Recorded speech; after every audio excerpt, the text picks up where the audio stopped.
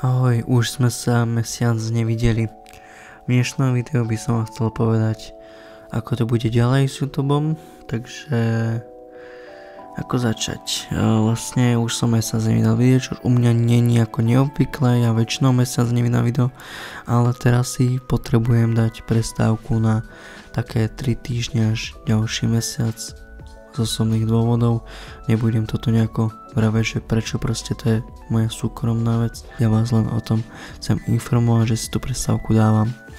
Ak by sa niečo udialo, tak vás na tom budem informovať na môjom Instagramu, ktorý máte dole v popise tohto videa.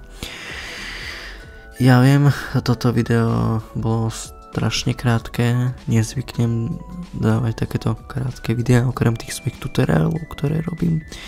Takže toto bude všetko pre toto video. Ak sa vám toto video páčilo, dajte like, dajte odber ďalšieho videa. Čau.